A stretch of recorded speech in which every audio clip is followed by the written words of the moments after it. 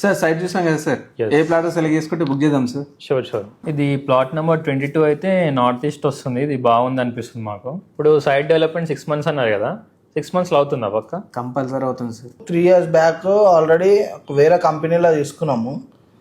ఇట్లా చెప్పారు వాళ్ళు కూడా, కానీ ఇప్పుడు దాకా డెవలప్మెంట్ లేదు. పక్కా చేసాం సార్. ఇప్పుడు లోన్ ఎంత వస్తుందండి మనకి? సార్ దీని మీద మనకు 70% వరకు లోన్ వస్తుంది సార్. అపార్ట్మెంట్లో మీద ఇస్తారు కానీ ఇప్పుడు ఓపెన్ ప్లాట్ల మీద కూడా ఇస్తారు. సార్ యాక్చువల్లీ ఇంకా 2 days అయితే ప్రైస్ ఇంక్రీజ్ అవుతుంది సార్ దీంట్లో.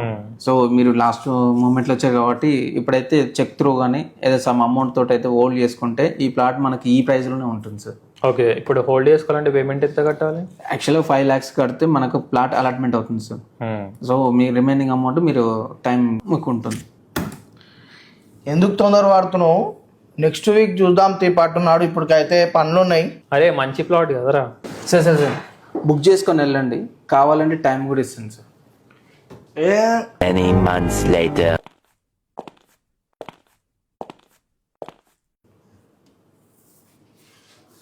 సార్ కస్టమర్స్ వచ్చారు సార్.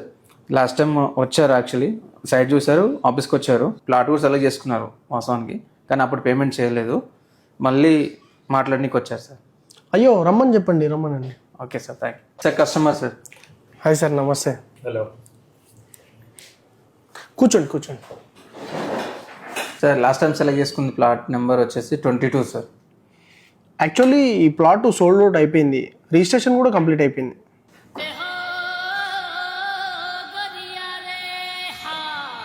సరే, ఇందులోనే మీరు ఇంకొక ప్లాట్ సెలెక్ట్ చేసుకోండి. ఓకే, నేను ఈ ప్లాట్ నెంబర్ 50 ఓకే చేద్దాం అనుకుంటున్నాండి. Yeah okay, done sir. ఇప్పుడు బుకింగ్ అమౌంట్ ఎంత కట్టమంటారండి? Plot number 50 300 square yards. So plot cost వచ్చేసి 60 lakhs అవుతుంది.